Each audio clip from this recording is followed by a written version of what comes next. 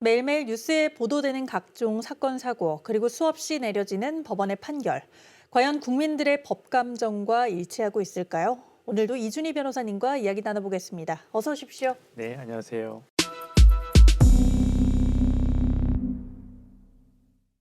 자, 오늘 사건은 지난해 5월에 벌어진 사건입니다. 하얀색 자동차 한 대가 도로 위를 무섭게 질주합니다.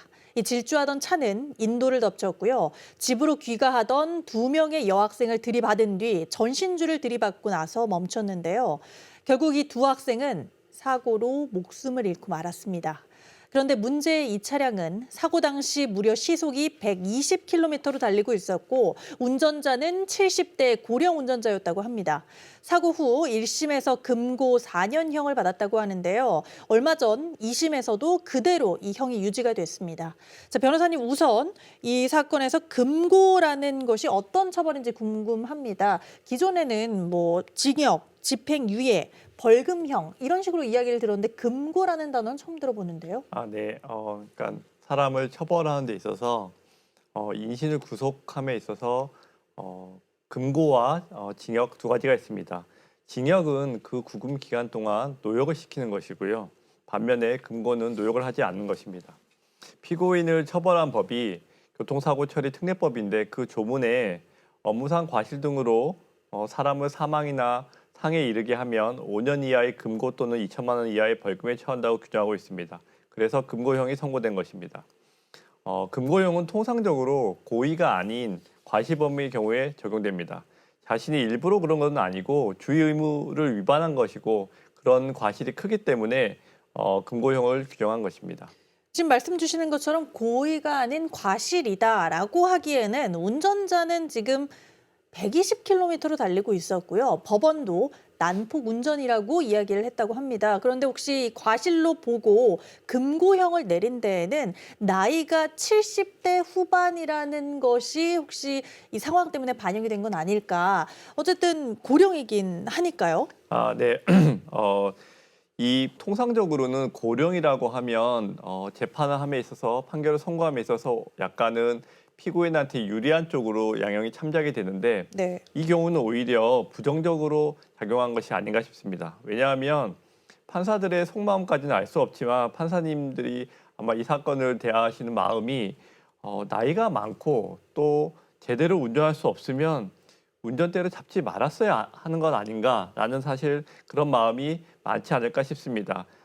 사고 현장 상황을 정확히 알기 어렵습니다만은 판사님들이 보시기에 통상의 주의 의무만 있으면 절대 이런 사고는 나지 않았을 것 같다라고 생각하셨기에 금고 4년형을 선고하셨을 것 같습니다. 네, 그렇죠. 제대로 운전을 하기가 어려운 상황이라면 일단 운전을 하지 않는 것이 맞죠. 하지만 운전자의 생각은 좀 다른 것 같습니다. 사고 후에 기억이 없어요 하면서 1심에서 불복을 해서 항소를 하기도 했습니다. 이게 과연 반성을 하기는 하는 걸까라는 생각이 좀 들기도 하는데 어떨까요? 네, 답변을 보면 네. 답변 자체가 사실 약간 우왕좌왕한다는 것 자체가 피고인의 인지 능력을 보여주는 것 같습니다. 고령 운전자들이 낸 사고들을 보면 급발진이었다라고 주장하는 경우가 상당히 좀 많습니다. 이 사고를 일으킨 70대 운전자 역시 또 마찬가지였죠? 네, 맞습니다. 1심은 피고인의 급발진 주장에 대해서 세 가지 점을 말했는데요. 첫 번째는 사고 지점에 이르기까지 제동등이 점등되지 않았다. 그리고 두 번째로 제동 가속 페달의 작동부의 구조적인 결함이 확인되지 않는다. 세 번째는 급발진 등 차량 결함이 존재했다는 주장을 뒷받침할 객관적인 자료가 없다라고 했고요. 2심도 역시 마찬가지입니다. 결국 쉽게 말하면 판사님들이 봤을 때는 피고인이 브레이크를 안 밟아서 사고가 난 것이지 급발진은 전혀 관련 없는 것이다라고 아마 생각했던 것 같습니다. 브레이크를 밟지 않았다는 건 이유가 무엇이었든 간에 급발진도 아니었고요. 멈추려는 시도가 없었거나 또는 멈출 수가 없었다라는 뜻일 텐데 이 사건 외에도 고령 운전자들로 인한 사고가 끊이지 않고 있습니다. 도로교통공사의 통계에 따르면 지난 5년간 고령 운전자의 사고가 무려 15.4%나 증가했다고 합니다. 지난 3월에도 79살인 운전자의 사고로 한 명이 죽고 또 13명이 다치는 사고가 있었고요. 고령 운전자들로 인한 사고들이 이렇게 계속 발생을 하고 있는데 어떻게 이 사고들을 좀 해결을 해야 될까요? 네, 나이가 들면 아무래도 인지 능력도 떨어지고 네. 그리고 순발력도 떨어지기 마련입니다. 결국 뭐 딱 법적인 문제는 아니지만 지금 제도적으로 현재 만 65세 이상의 경우에 면허증을 반납하는 제도가 있습니다. 결국 그렇게 또 면허증을 반납하면 일정 부분 지원금을 주고 있기도 하고요. 면허증 반납을 자율에 맡기지 말고 국가가 나서서 강제로 집행하는 방법은 조금 없을까? 사실 시민들의 반응 또는 이런 사고들의 댓글들만 봐도 고령 운전자의 운전을 금지시켜야 된다 또는 처벌을 강화하자라는 의견들이 좀 상당한 편이거든요. 이런 부분은 좀 법적으로 좀 하면 안 될까요? 네, 뭐 이 사건 사고를 본 많은 사람들이 사실은 그렇게 생각할 수 있습니다. 근데 다만 이제 그렇게 간단하게 또 획일적으로 그렇게 할 수 있는 문제는 아니라고 생각합니다. 결국 나이가 들어서도 운전을 해야 되는 필요성 있는 사람들도 있고요. 그렇기 때문에 결국에는 어떤 연령대에서 사고가 많이 일어났는지 또 사고의 피해가 어떻게 났는지 등을 면밀하게 살펴서 어떤 좀 추가적인 대책이 좀 필요할 듯 보입니다. 네, 뭐 누구나 나이는 드는 거기 때문에 물론 신중하게 고려를 해봐야겠죠.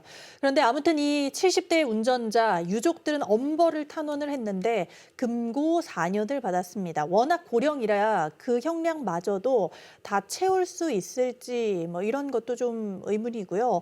하루 아침에 딸을 잃은 가족들만 조금 안타깝게 된 것 같다라는 생각이 좀 드네요. 네, 맞습니다. 고령이고 한 점을 감안해 보면 형 집행 과정에서 가석방 등으로 나와서 형기를 다 채우지 않고 나올 가능성도 있어 보입니다. 안타까운 것은 결국 사고로 결국 어떤 자녀들을 잃은 가족인데요. 기본적으로 운전자 보험 이외에도 다른 피해 보상 방안이 없기 때문에 결국 뭐 안타까운 점들을 결국 어떻게 해결할 수 있는 방법이 마땅치는 않은 것 같습니다. 길을 가던 두 명의 학생이 목숨을 잃었는데 이렇게 사고가 마무리된다는 게 참 씁쓸합니다. 하지만 이 사건의 진짜 문제는 급발진이라는 운전자의 억지 그리고 기억이 안 난다는 변명이 아닙니다. 앞으로 노인 인구가 늘면서 고령 운전자도 점차 늘고 사고도 늘어날 확률이 높겠죠. 이러한 상황에 면허증 강제 몰수든 처벌 강화든 대비책을 마련해 놓지 않는다면 또 누군가 비슷한 사고로 이렇게 가족을 가슴에 묻는 일이 반복될 수 있다는 점입니다. 생각을 참 잘 해봐야 되는 문제인 것 같습니다. 자, 오늘 순서는 여기서 마치겠습니다. 변호사님 고맙습니다. 네, 감사합니다.